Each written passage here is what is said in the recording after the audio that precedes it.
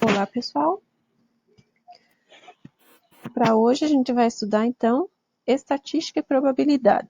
Então, além da estatística, coletar, tabular, divulgar dados, então ela também é utilizada para estimar a probabilidade de ocorrência de um evento. Quanto maior a quantidade de experimentos, melhor é a estimativa de probabilidade, usando-se a frequência relativa, tá? Que geralmente é dada em porcentagem. Ou seja, quanto mais experimentos, mais confiável é a minha probabilidade, tá? Ao jogar uma moeda 2 vezes, é possível que ocorra cara nas 2 vezes. Mas seria um absurdo afirmar que a probabilidade de ocorrer cara é 100%. Por quê? Porque a quantidade de experimentos é muito pequena, só 2 vezes, né? E não pode ser utilizada, então, para tal afirmação. Entretanto, ao jogar uma moeda 200 vezes, é possível observar algo como 94 caras e 106 coroas. Jogando 2.000 vezes, pode aparecer 1.034 caras, por exemplo, e 966 coroas. E se eu jogar 20.000 vezes, pode ser que saia 10.091 caras e 9.909 coroas. Se eu for construir a tabela com essas quantidades de jogadas, então o que a gente vai ter aqui? Então, em 2 jogadas, pode aparecer 2 caras, que dá 100%. Então, essa tabela é referente só a cara, tá? Se eu jogar 200 vezes, pode aparecer 94 caras, que me dá 47%. Se eu jogar 2.000 vezes, a quantidade de caras que podem aparecer pode ser 51,7%. Se eu jogar 20.000 vezes, pode ser que apareça 20,45% das vezes. Observando, então, essa tabela, o que a gente percebe? Que a frequência relativa, que é essa porcentagem aqui, né? Ela tende a um valor teórico de 50%. Então, quanto maior o número de jogadas aqui, mais vai se aproximar de 50% aqui. Isso, então, é o que chamam, né, de lei dos grandes números. Porque para ser, quanto maior o número de experimentos, quanto maior o número de jogadas da moeda, nesse caso, mais confiável vai ser a probabilidade. Então, nesse caso aqui, quanto mais jogadas, mais esses resultados aqui vão tender ao 50%, que é a probabilidade de sair cara ou coroa. As previsões de tempo, resultados eleitorais e mortalidade causados por doenças são probabilidades calculando-se frequências relativas de pesquisas estatísticas.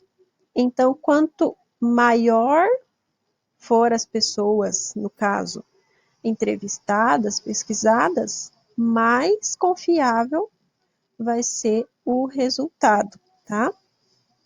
Numa eleição, por exemplo, qual é o resultado mais confiável? Numa pesquisa que entrevista 10 pessoas ou numa pesquisa que entrevista, por exemplo, 5.000 pessoas? Então, na pesquisa que entrevistou 5.000 pessoas, né? Porque quanto maior o número do evento, nesse caso a entrevista, mais confiável é o resultado. Vamos para 2 exemplos. Então, exemplo 1 é para vocês observarem esse gráfico aqui. Esse gráfico é sobre a distribuição da população brasileira por regiões, de acordo com o Censo Demográfico de 2010. Considerando que a população total do Brasil registrada, então nessa época, foi de 191 milhões de habitantes, e que no gráfico o ângulo da região centro-oeste é 28,8 graus, então é para calcular a população dessa região centro-oeste em porcentagem em número de habitantes. Então vamos entender o problema. A volta completa do círculo é 360 graus, tá? A região centro-oeste, que é essa em azulzinho, representa 28,8 graus. E essa volta completa, né, toda, esse círculo representa 191 milhões. Então, com essas informações, a gente precisa determinar essa população em porcentagem, em número de habitantes. Então, como é que eu faço? Então, a volta toda do círculo, tá, é 360 graus. Ele representa toda a população, que é 100%. A região centro-oeste, que é azulzinha, tem um ângulo de 28,8 graus. Então, ele representa quantos por cento desse total, que é 100? Então, aqui a gente multiplica cruzado, né? 360 vezes o x e 28,8 vezes o 100. Com os cálculos feitos, a gente chega que o x representa 8%. Ou seja, a região em azulzinho aqui representa 8% do total, que é o 100%.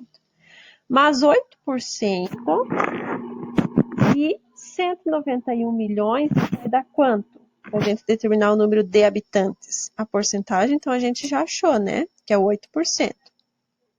Agora, a gente calcula quanto que é 8% de 191 milhões. Então, eu vou chegar aqui, são 15 milhões e 280 mil, tá? Então, portanto, em 2010, a população da região centro-oeste correspondia a 8% da população do Brasil, ou seja, 15 milhões 280 mil habitantes.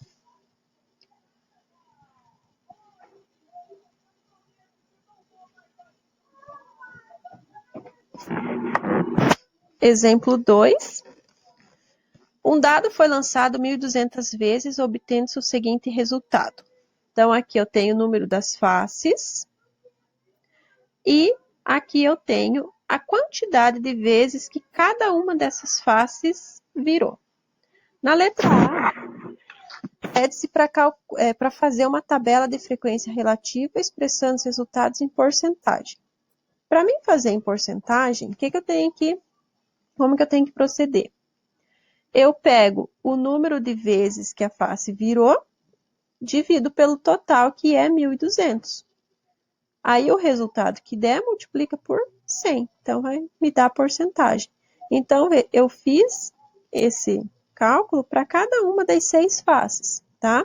Peguei o número de vezes que a face virou, dividi pelo total e a resposta eu multipliquei por 100, tá? Na letra B, ele pede se o dado jogado é honesto. Aqui embaixo a letra B. Ó. Será que o dado jogado é honesto? Ele tem que justificar. Observando a nossa tabela aqui, tanto pelo número de vezes quanto pelas porcentagens, a gente observa o quê? Que esse dado ele tem uma tendência maior em virar as faces 1 e 2, tá? Ó, a quantidade de vezes foi muito maior, a quantidade de vezes que virou, né? E as porcentagens também é muito maior que as outras. Então, a gente considera que esse dado não é honesto, tá? Por causa disso.